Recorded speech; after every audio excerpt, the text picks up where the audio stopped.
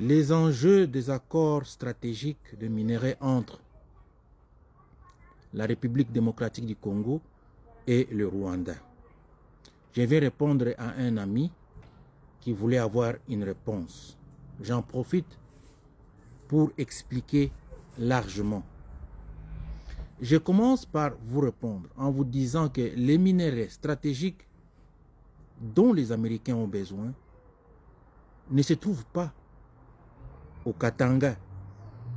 Parce qu'au Katanga, nous avons majoritairement le cuivre.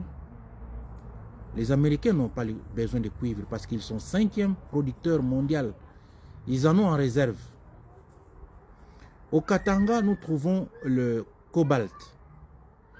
Le cobalt connu généralement pour dans la fabrication de batteries. Mais malheureusement, aujourd'hui, les bonnes batteries sont fabriquées avec le lithium.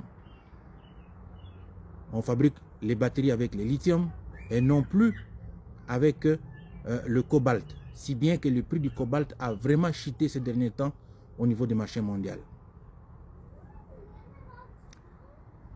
Au Katanga, on trouve les germanium. Le germanium, les Américains en ont besoin, mais c'est exploité par les Belges à 100%. Si bien que les Américains achètent auprès des Belges. Donc, quand vous regardez bien, le Katanga n'intéresse pas les Américains. Les gisements multiminiers se trouvent au Kivu, dans le Kivu. C'est au Kivu qu'on trouve les minerais stratégiques dont les Américains ont besoin. Je vais commencer par le wolframite. Le wolframite, lui, dans le wolframite, on trouve ce qu'on appelle le tungstène. Le tungstène dans lequel on fabrique le fer le plus solide qui existe, avec lequel on fabrique des alliages, des super alliages. On utilise le tungstène dans la fabrication des projectiles qui peuvent percer les parois les plus dures. Les blindés, les parois de sous-marins ou encore les gilets pare-balles. Ça intéresse les autres. Dans le Kivu, on trouve parmi les minerais stratégiques, le deuxième que je vais citer, c'est le pyrochlore. Beaucoup de nobium là-dedans. À quoi ça sert le nobium? Dans la fabrication des fusées, des missiles, des avions supersoniques. Ça résiste au-delà de C5. Ça résiste dans le frottement aérodynamique. Ça contrôle la chaleur même jusqu'à 2000 degrés Celsius et jusqu'à l'oxydation. Le tungstène, avec le tungstène, on fabrique aussi ce qu'on a les appareils pour la résonance magnétique. Il y a la fabrication de supercomputers, donc des ordinateurs les plus puissants qui existent, on utilise le tungstène. Ces ordinateurs capables qui ont 168 pétaflops, ça veut dire 168 milliards de calculs par seconde. Ce produit, le tungstène, ça provient de la République démocratique du Congo. Aussi, il faut ajouter le coltan. Dans le coltan, on trouve la colombite où on appelle généralement le nobium, et aussi les tantalites. Les tantalites avec lesquels on fabrique les téléphones et les condensateurs. Donc tout ce que vous avez comme smartphone, on utilise les tantalites qui provient de coltan. Voilà un peu ce qui intéresse les autres que vous voyez. Alors, les idiocrates en République démocratique du Congo, les frappocrates, la frappocratie dirigée par le maître Chilombo, ils avaient vendu tout ça aux Rwandais d'abord, voulant recevoir 300 millions à 400 millions de commissions.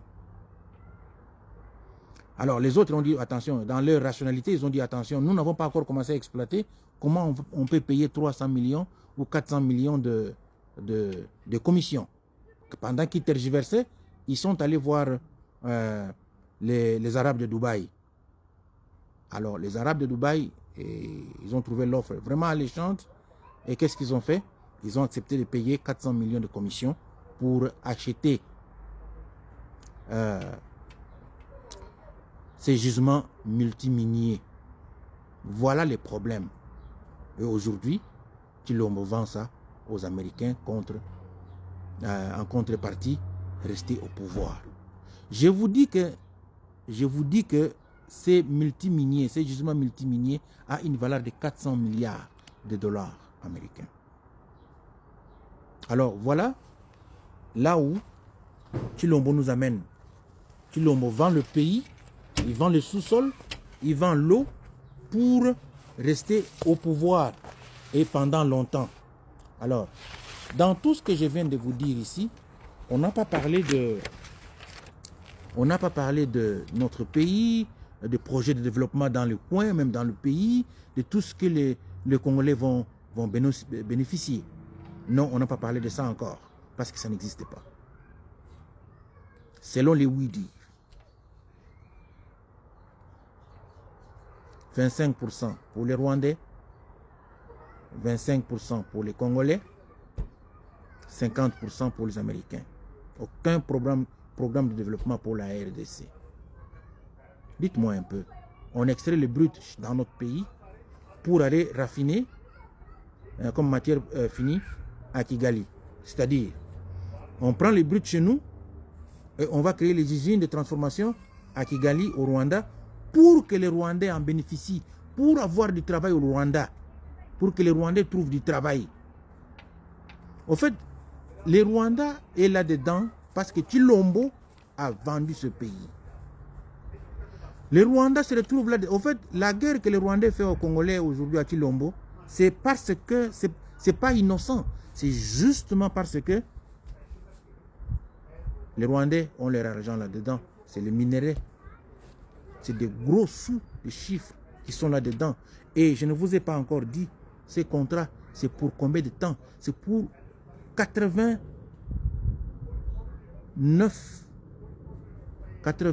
ans. Que vous appelez 99 ans.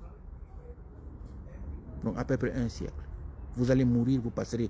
Vos enfants, vos petits-enfants, ils vont mourir, ils passeront pendant que les autres vont bénéficier du Congo et vous n'aurez rien. C'est ça, les deals de Tshilombo. Ce n'est pas encore signé. Nous sommes en train d'y aller jusque-là parce que c'est au mois de juin. Mais pendant que vous, les Congolais, vous dormez, les autres discutent. Les autres voyagent. Les autres sont en train de réfléchir comment peaufiner ce contrat pour mettre à genoux la République démocratique du Congo. Et vous, les Congolais, vous êtes en train de danser. Vous êtes en train de boire. Les Congolais sont en train de danser, les Congolais sont en train de boire, pendant qu'un idiocrate, Tshilombo, vend le pays pour rester au pouvoir. Et nous qui le disons, qu'est-ce que nous gagnons? Rien. Sauf que nous vous le disons parce que pour que vous preniez conscience que le pays s'en va. Que le pays est parti. N'attendez pas qu'on vienne vous dire que non, la balkanisation. Non. Voici la forme économique de la balkanisation. Là-dedans, dans les contrats, on a parlé de l'intangibilité des frontières, la souveraineté de l'État et tout ceci. C'est beau à entendre, mais dans le sous-bassement, c'est ce que je viens de vous expliquer. Le pays est parti.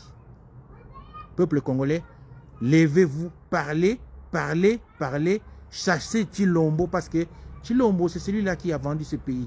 Tshilombo est venu au pouvoir juste parce qu'il a signé. Il a signé avec les yeux fermés. Il a vendu ce pays. Il y a quelqu'un qui m'a dit, Nanga, derrière lui, il y a les Rwandais. Oui, moi j'ai posé la question. Qu'est-ce que Nanga a donné aux Rwandais que Tshilombo n'a pas donné? Pas de réponse. Tshilombo a mis ce pays à terre. Il est temps, peuple congolais, de chasser l'idiocrate en chef, Tshilombo, et sa bande.